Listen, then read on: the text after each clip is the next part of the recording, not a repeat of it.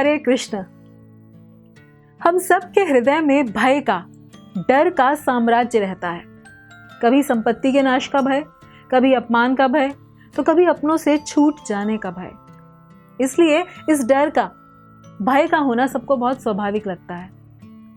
तो क्या जो स्थिति अथवा वस्तु डर को जन्म देती है, वहीं से डर आता है?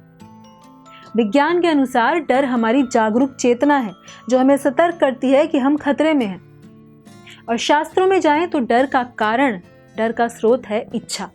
कुछ पाने की इच्छा होगी तो उसे खोने का भय भी होगा। यदि जीवित रहने की इच्छा है तो मृत्यु का भय भी अवश्य होगा। और ये भी जान लीजिए कि केवल मनुष्य ही नहीं, देवता, गंधर्व और यहाँ तक कि जानवर भी इस भय से ग्रसित हैं, क्योंकि इच्छाओं से मुक्त कोई भी नहीं। तो डर है। अब ये डर करता क्या है हमारे साथ? ये डर, जब भी हम जीवन में कुछ करने वाले होते हैं और रिजल्ट नहीं मिल रहा होता, तो ये डर हमें पैरालाइज कर देता है, पंगु कर देता है। ये एक ऐसी अनदेखी जेल की तरह होता है जो हमारी शक्तियों को सीमित कर देता है। लेकिन यहाँ ये समझना होगा कि डर कोई कारण नहीं किसी परेशानी का, ये लक्षण है। जैसे बुखार कई तरह का होता है, वायरल, मलेरिया, डेंगू, अलग अलग बुखार होते हैं। तो उनके लक्षण दिखते हैं कि शरीर में कहीं कुछ सही नहीं है, और उसका इलाज हम उसका कारण जानकर करते हैं। जैसे आप कहीं पर नौकरी करते हैं, तो आपको डर है कि अगर आपकी जॉब चली गई तो क्या होगा। और अब आप सोचेंगे कि मुझे डर न लगे। ऐसा हो सकता है, क्योंकि ये डर इसलिए है क्योंकि इसका कोई ना कोई कारण है। जैसे कि अगर आपके पास पैसा नहीं है तो कारण डर नहीं है, वो तो लक्षण है। कारण है कि आपके पास पैसा नहीं। तो सोचना आपको ये होगा कि पैसा कैसे कमाएं, ये सोचने की बजाय कि डर चला जाए, क्योंकि अगर पैसा आ गया तो नौकरी खोने का डर ही नहीं रहेगा। यदि असफल होने का डर है कि मैं फेल हो गया तो दुनिया मेरा मजाक उड़ाएगी, पता नहीं क्या होगा।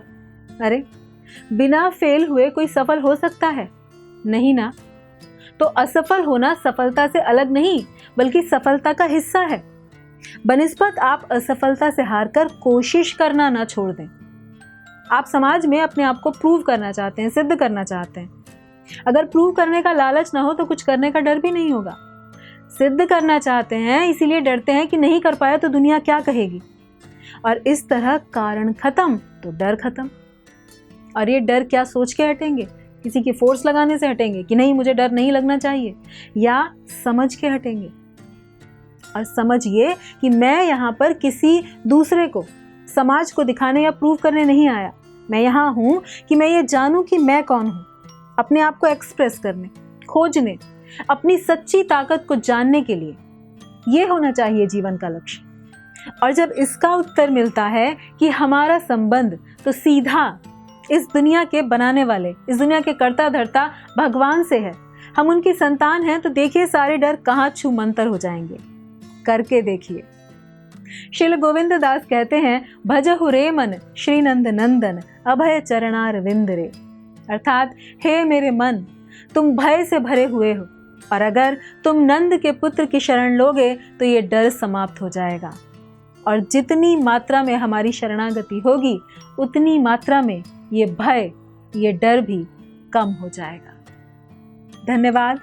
हरे कृष्ण। ऐसे ही और भक्तिमय कार्यक्रमों के लिए देखिए हरे कृष्णा टेलीविजन। इसे प्राप्त करने के लिए आप अपने केबल अथवा DTH ऑपरेटर से संपर्क करें तथा और अधिक जानकारी के लिए आज ही डायल करें 8767 845 845।